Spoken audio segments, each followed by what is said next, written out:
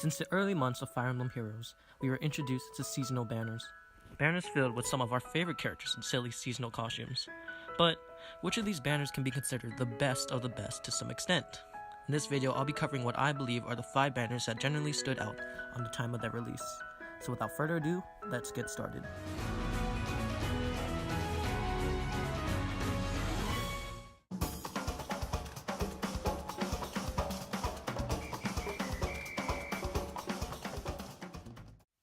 At number 5, we have Hares at the Fair, released late March of 2018.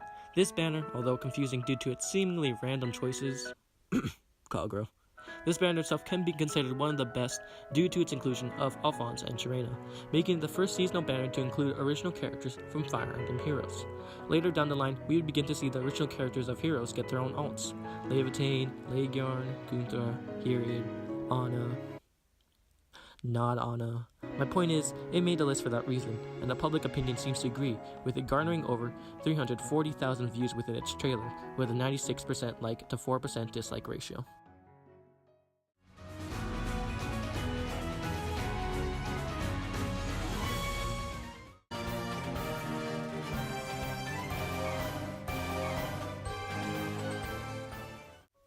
At number 4, we have Love Abounds, released February 2018. This banner, actually upon release, kinda shocked a lot of people. The reason being, it was the first seasonal banner without a Fates or Awakening character. This banner was, take it as you will, a breath of fresh air. This is due to the fact we received alts of different characters. Little did we know, we'd receive a couple more Hectors and Lins down the line. Anyway, with over 260,000 views and a 96% like to 4% dislike ratio, this banner deserves its spot due to the breath of fresh air it was to see games being represented other than Fates and Awakening.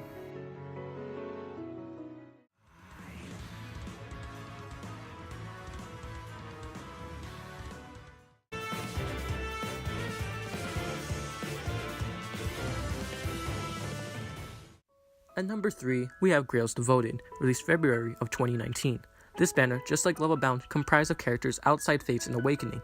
However, what set this a bar above Love Abound is that Grails Devoted had its own story arc, focusing on the relationship of Ike on the surprise of seeing his father once more. This arc is carried out not only in the banner's paralogue, but as well as the Tempest trial that accompanied this banner, continuing to refine Ike's character. Garnering over 250,000 views and holding a 96% like ratio, this banner not only provided more armor units, but a standalone story arc.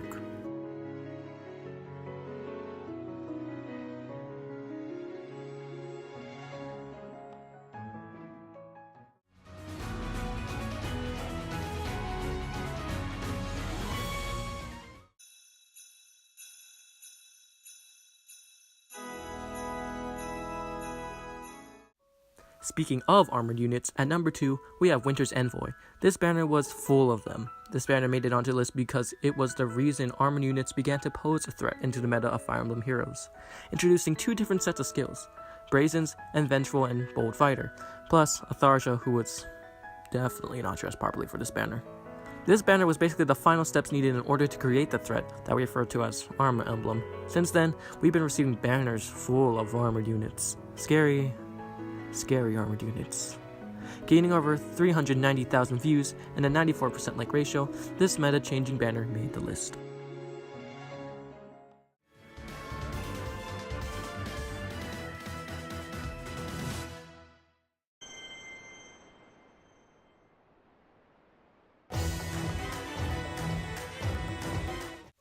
Finally, at number 1, we have Performing Arts.